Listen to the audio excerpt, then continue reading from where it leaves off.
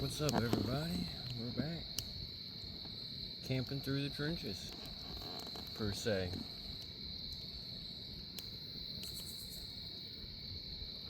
First off, I want to say I hope everybody had a great week. It's Saturday. Out here in the woods, enjoying this fire. Just me, this fire, Mother Nature. This past week for me, it's kind of crazy. With everything going on in my personal life, I've never shared my story as far as the whole AA thing. And I think that's okay. For now. Eventually it needs to get shared.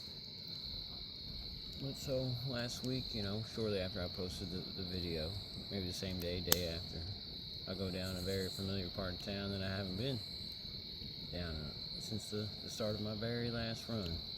Almost maybe a decade ago. As soon as I get in the area and I see that place I used to live, my stomach just dropped. And it's a feeling I'll never forget. It's just that sickening in a low spot in my life. Only did I know how bad it was really going to get from there. Dealing with, an ex-partner that's in the same the emotional toll that plays not only on myself but everybody around me. That can be real streaming. Work life, small things at work. People don't understand everything going on in the world. And for people, like me, that suffer, that are in recovery, mental health issues, sometimes for us to be vulnerable is the hardest thing to do. That's why our circles are so small. And as far as that's not even me. Anyways, I think it goes back to one of the things that I found out about my ex-partner. It's reactions. Not everything deserves a reaction, and even if you give it a reaction, how are you going to react? Because something like that happened to me, and it's just I was excited about something, and somebody was all kind of scolded me, and it's just damn, okay, I didn't react to it, but there's work issues. Had not been through the trenches myself, or if I was still actively in the trenches, I would probably would have handled those things differently. I am very thankful that I did spend 7 months in rehab. I think the rehab is a joke, per se, but that's my opinion, and it's subjective, and that's okay. People don't have to agree with it. But it did save me in a lot of ways, and I am forever grateful for that place for that. I don't even know what I was going to say.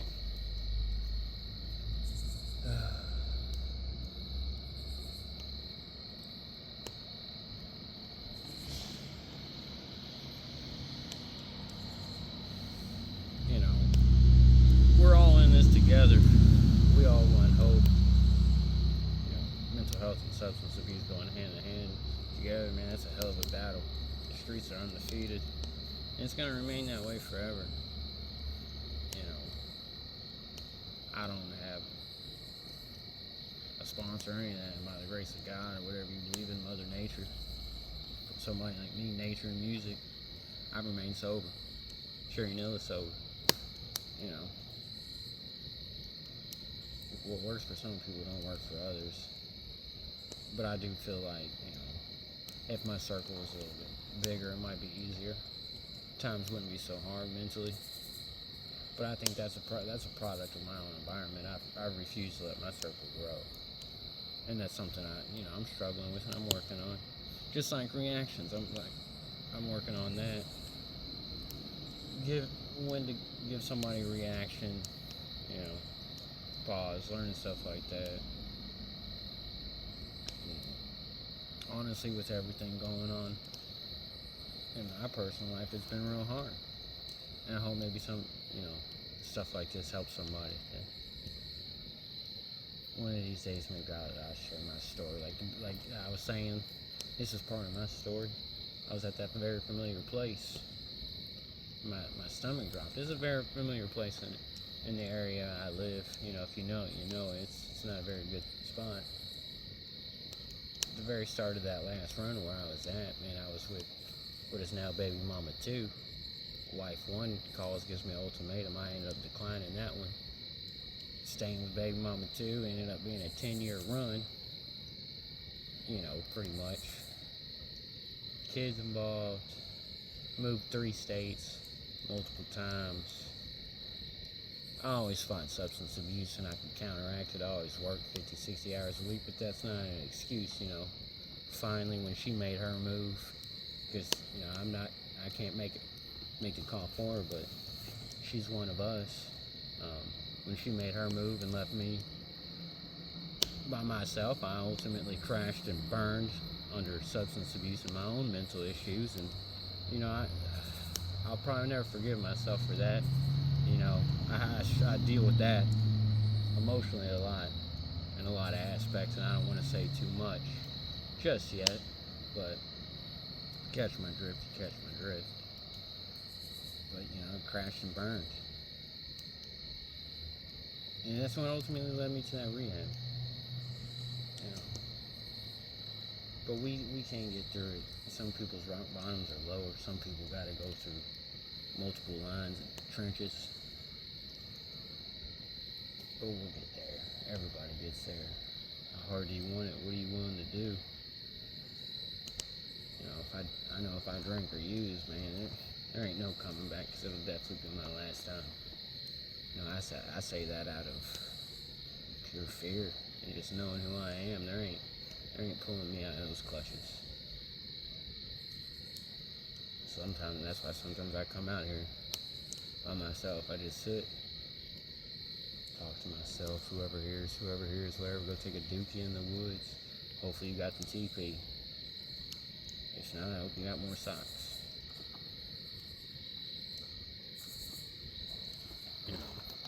I'll pray for my ex-partner.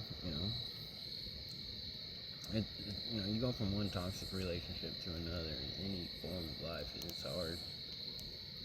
Trying to get back on your feet. You think stars are aligned, and nah, you rush things. You think what you know what you want, but you don't. And I came out here the other day, and I picked up on a few things of life, like I need to slow down and look around more often and see what's going on, instead of just being like, all right, I got to do this. Hold on real quick. Let's see what's going on. You might mess something else up. Might be halting progress that you just made, or you just might knock down a wall that you just made, trying to rush into doing this. Prime example, I was out here the other day. I was building one of them little rock things. I did it like 12 times, and every time I went to do something with the fire, I would knock the rocks over. Eventually, I gave up. Knew it was there, and every time I knock it over. Pay attention. Be more conscious of what's going on. See your surroundings. Actually see your surroundings. Hear your surroundings.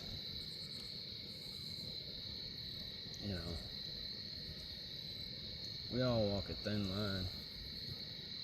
Some are thinner than others. Some days I think my line is, there ain't even a line there. I'm grateful for everybody that has come or has gone in my life.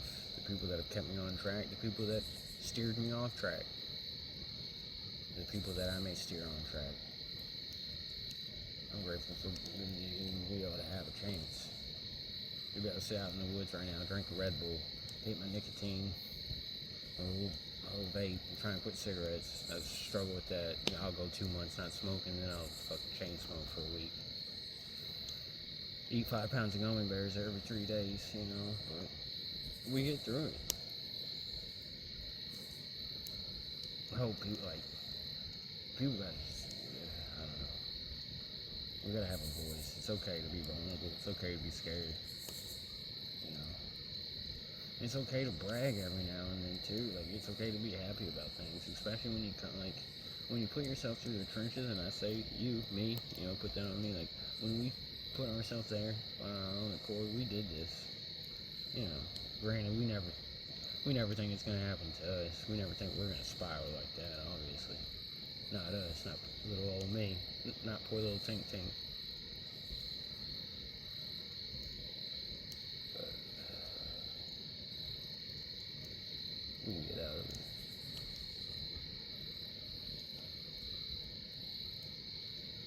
I should probably get ready to pack. I guess.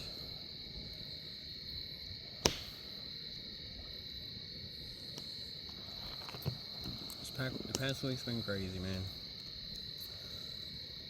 But I'm here, able to make this video. I hope everybody else has had a good week. Nobody relapsed. None of our soldiers died that we know. I hope, some of us have to die so some of us can live, unfortunately. That's the sad truth. Like I said, streets are undefeated. Hopefully one day we can even these odds.